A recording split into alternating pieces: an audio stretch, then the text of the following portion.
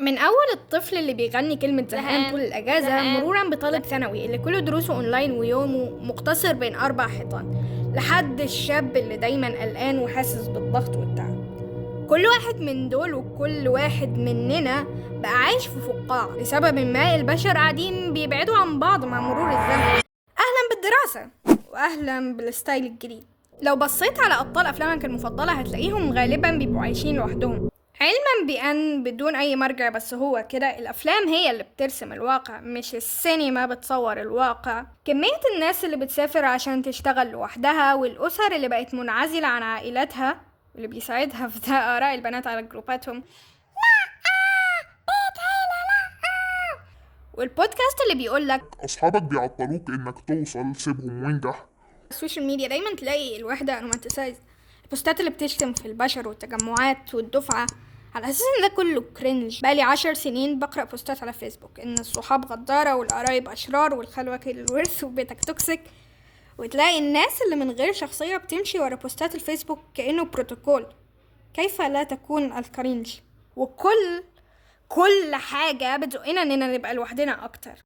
أكيد مش الانتخاب الطبيعي هو السبب، يعني متوقع إن هو الشخص الشرير المسمى بالرأسمالية. أصل لو أسرة من 4 أفراد هيجوا يأجروا شقة، ممكن ببساطة أفرقهم عن بعض وأخليهم يأجروا 4 شقق.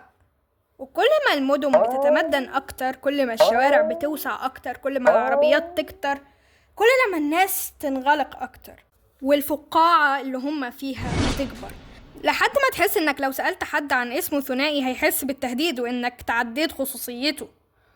وده غلط، لأن الإنسان كائن، أيوة أنت كملت الجملة، هو كائن اجتماعي. وفي واحد اسمه ماسلو، عالم نفس، عامل تسلسل الاحتياجات للإنسان، منهم الاحتياجات الاجتماعية، التواصل مع البشر وكده.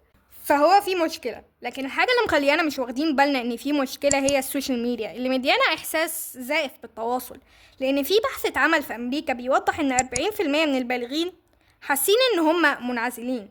واحذر ماذا؟ الوحدة والعزلة خطر على البشر. في دكتورة نفسية اسمها جوليان هولت قالت ان العزلة خطر للإنسان زي شرب 15 سيجارة في اليوم، واخطر بالضعف من السمنة.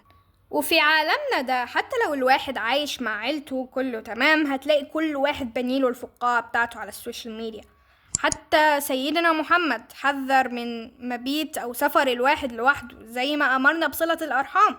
ربنا قال لنا وآتي ذا القربى حقه، وسيدنا محمد قال من كان يؤمن بالله واليوم الآخر فليصل رحمه. واللي للأسف في مجتمعنا الحالي بقت كماليات، وغالبا بعد ما الجد والجدة بيموتوا بتموت معاهم صلة الرحم في العيلة. فالمفروض الواحد يبدأ يهتم بالجزء الاجتماعي شوية، يجهز أسلحته ويقعد مع أسرته قعدة أسرية، وياخد خطوة في زيارة حد من قرايبه. في أنشطة خيرية كتير في كل مكان المراهقين والأطفال يقدروا يشاركوا فيها عشان مليون سبب، بس منهم إن يكون ليهم تواصل مع ناس مختلفة. وعامة آسفة غير الموضوع لمدة دقيقة، لكن في كتاب العادات السبع الأكثر فعالية للمراهقين، أول عادة ستيفن كوفي بدأ بيها هي المبادرة. معرفش ليه المبادرة منعدمة عند الأغلب، بس من الآخر المبادرة هي اللي بتخلق التغيير الحقيقي. ومبروك، أنت الآن واعي بالمشكلة وعلى صدد البدء في حلها. وبس كده، الفيديو للأسف خلص. أو أي عمل بيخاطب الوجدان بيأثر في المتلقي أكتر من 100 مظاهرة، أكتر من 100 خطاب، أكتر من 100 كتاب. يعني عشان كده سميتم أنتم القوة الناعمة اللي بتتسرسب اللي هي تخش جوه الواحد من غير ما ياخد باله.